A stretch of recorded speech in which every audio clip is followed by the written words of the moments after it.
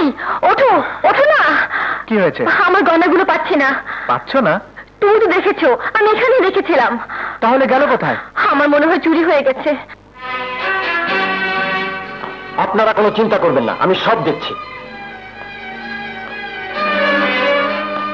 তোমরা সত্যি করে বলো, তোমাদের মধ্যে কেউ নিয়েছো কিনা? আল্লাহর কসম আমি নেই। তুমি নিয়েছো? আমি 10 বছর ধরে কাজ করি, এমন কাজ করতেই পারি না। তুমি? আমি তো দারোয়ান, রোজন বাড়ি ভেতরে আসি নাই। তাহলে কে নিয়েছে? ইন্সপেক্টর সাহেব, আমি বলছিলাম কি, বাড়ির মানুষকে যখন সন্দেহ হচ্ছে, তাহলে সবার ঘর তল্লাশি করে নিতে পারেন। ইন্সপেক্টর সাহেব, আমার মনে হয় বাইরের কোনো চোরে কাজ করেছে। আপনার পরিচয়? উনি আমাদের মায়ের মতো। যেই হোক, উনি কি এখানেই থাকেন? জি।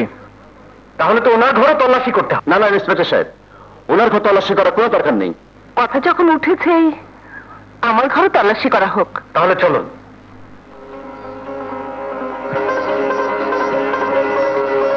আপনি ওদিকে যান।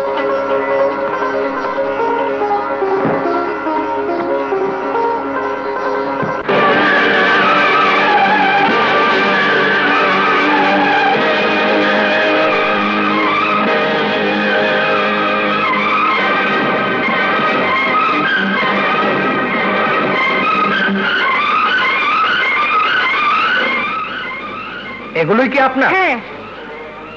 এগুলো আপনার ঘরে এলো কোত্থেকে? বলুন, জবাব দিন। এগুলো যখন আমার ঘরে পেয়েছেন, তাহলে তাহলে আমি চুরি করে এনেছি। চুরি করেছো? তোমার এত বড় সাহস! আমাদের খেয়ে আমাদের পরে তুমি আমার গহনা চুরি করেছো? তুমি যদি এই চেয়ে দামি অলংকার ওদের কাছে চাইতে, ওরা কিনে দিত। চুরি করতে গেলে কেন বলো? চুপ করে থেকো না। তোমার মতো মেয়ের সাথে কথা বলতে চাই না। কি? যত বড় মুখ না তত বড় কথা।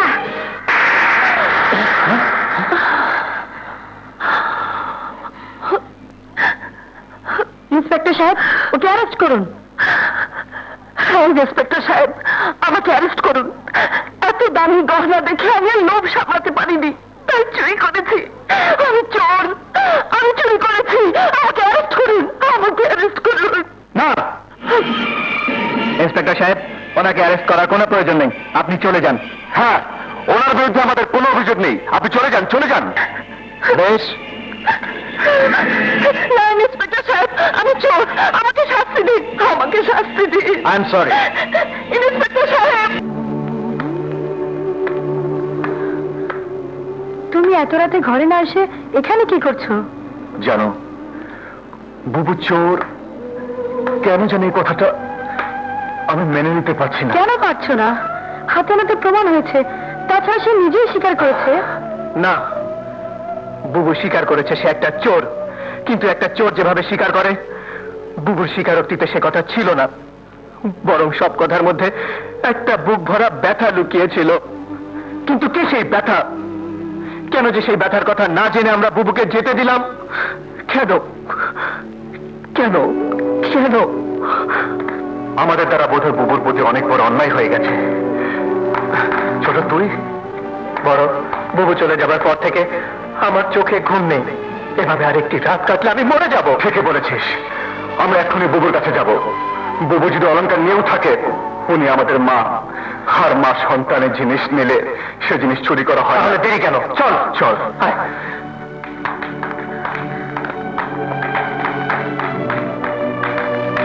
দাঁড়াও, এত রাতে তোমরা চোরের কাছে কেন যাচ্ছ? আর একটি বার তুমি যদি বুবুকে চোর বলেছো, তোমার জীবন আমি টেনে টেনে ফেলবো। না, এসব কি বলছো? আমরা ঠিকই বলছি। তোমরা যদি আমাদের মায়ের বিরুদ্ধে আর একটি বাজে কথা বলেছো, তাহলে তোমাদেরকে আমরা দু ভাই এই বাড়ি থেকে ঘাট ধরে বের করে দেবো। চল ছোট। বাবু বাবু বাবু, দেখি বাড়ি ঘরের এই অবস্থা, বুবুকে দেখছি না। কি জানি।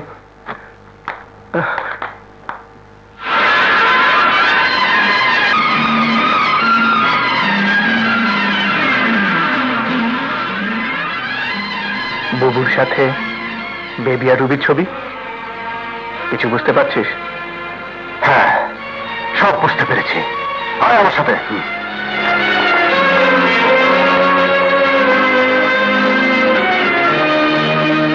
বলো, তোমরা এই বাড়িতে আসার আগে বুবুকে চিনতে? না। যদি নাই চিনতে তাহলে বুবুর সাথে তোমাদের ছবি কেন? বলো, বুবুর সাথে তোমাদের কিসের সম্পর্ক? বলো! আমি আমি বুঝতে পেরেছি, বুবু তোমাদের বোন, যে বোন তোমাদের জন্য সারা জীবন নিঃস্বার্থভাবে তোমাদের সুখের কথা ভেবেছে, সেই বোনের সাথে কেন এমন দুর্ব্যবহার করেছো? বলো! এই হাত দিয়ে তুই আমার নিষ্পাপ বুবুকে মেরে দিলি। দেবী, যে বোন তোমাদেরকে মায়ের আদর দিয়ে বড় করেছে, যে বোন তোমাদের জন্য অন্যের বাড়িতে চাকরানির মতো কাজ করে তোমাদেরকে মানুষ করেছে, সেই বোনের সাথে কেন এমন বিশ্বাসঘাতকতা করেছো? বলো! দেবী, সত্যি করে বলো, বুবুর ঘরে রুবি অলংকার কে রেখেছিল? বলো! আর যদি সত্যি কথা না বলো, তাহলে তাহলে তুমি আমার কাছ থেকে তাড়া করে যাবে। বলো! বুবুর ঘরে রুবিন নিজের হাতে ওগুলো রেখেছিল। ছোট, যে আমাদের মায়ের সাথে বেইমানি করেছে, তাকে নিয়ে তুই ঘর করতে চাস?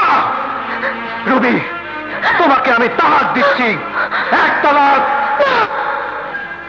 দেবী, আমিও তোমাকে তালাক দিচ্ছি, এক তালাক, দুই তালাক, দুই তালাক। না না না না, আমি তোমাকে তোমাদের বুবু কসম দিয়ে বলছি, শেষ কথাটি আর বলো না। রাজা, আমিও তোমাকে বুবুর কসম দিয়ে বলছি, আমাকে শেষ কথাটি বলো না, আমাকে ক্ষমা করে দাও। তাহলে যা, বুবুকে তোরা যদি খুঁজে এখানে নিয়ে আসতে পারিস, আর তিনি যদি তোদের ক্ষমা করেন, তাহলেই তোরা ক্ষমা পাবি। হ্যাঁ, বুবু ক্ষমা করলেই তোরা ক্ষমা পাবি।